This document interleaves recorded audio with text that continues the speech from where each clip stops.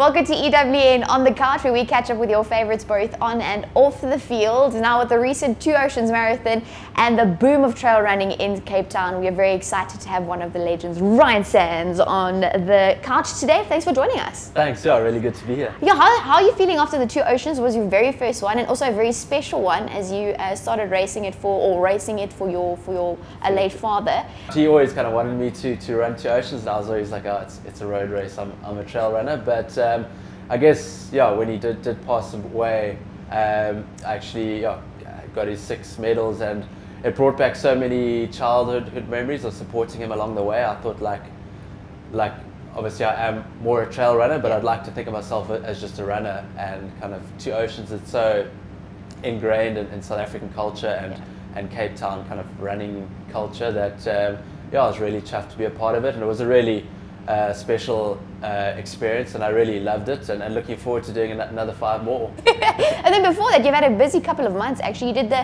Himalayan Track, if I'm not mistaken, a trial run. It's 25 days. You completed it in 25 days, 3 hours and 24 minutes. That's 1,504 kilometers. So basically, Rainer, Crystal, and myself, yeah, we went and ran from basically from one side of Nepal. We started in the west and ran all the way to the east of Nepal, just crossing the Himalayas on the Great Himalaya Trail.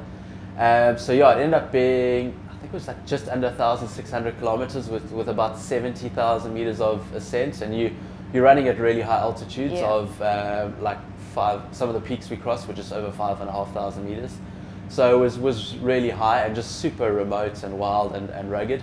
They had a really late winter, so our first part was really slow moving and quite sketchy in really? times. Yeah, like just scaling along like ice shelves and kind of. So you just like focus and like just go. Yeah, it was. Yeah, as I say, I think if I'd known beforehand what we were going to face, I probably wouldn't have done it. Hectic. But yeah, for me, it was like kind of the pinnacle of what I've wanted to achieve, especially from like an adventure point of view. For me, I loved like running races, but for me, what like kind of drew me to trail running was the kind of adventure and just the kind of excitement of the unknown. And doing the Himalayas was just, there was just so many unknowns. Every day was like another variable, and that's something that was, yeah, really cool, but also at times pretty scary. Like Rainer got frostbite.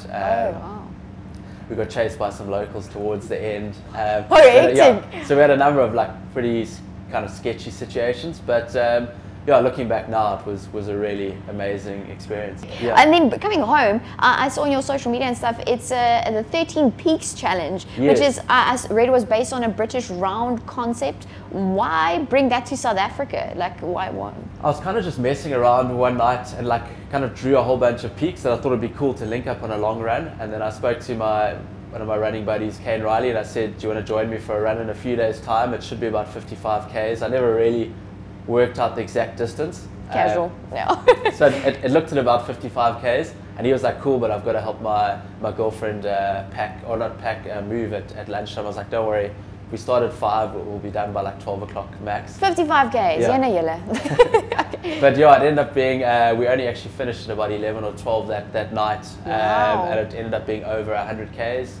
So it was like a real, like, and no one's ever done it before? No, so we were kind of the first. We didn't actually end up tagging the last peak because our headlamps batteries died, so we did 12.5 peaks, but basically starting and finishing at Signal Hill. And I wanted to make like a start and finish point that you do like a big round around the Cape Peninsula, like a big loop. And that does go back to the bob, or like kind of the rounds in the UK. They've got kind of a similar concept where you do these big loops, but you kind of have the same start and finish place. Okay.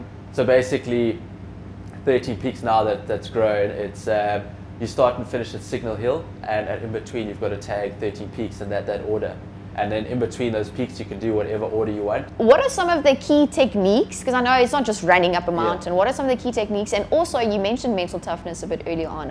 What role does that play in a race, in just prepping for it? Yeah, I think kind of the mental side of things is massive. Like someone says, like 60% mental, 40% physical. Just like you go through so many highs and lows, and it's when you're going through those lows to actually get through those low patches and to like stay like kind of mentally, you just have to like stay positive no matter what's going on. Otherwise, like I find like mentally when I lose it, then physically, you also, it just kind of, if you're going through a low patch physically and then mentally you have a low patch too, then you just kind of completely bomb out. Whereas if you're going through a bit of a physical low and you kind of keep it together mentally, it's just like, you just kind of can ride it out.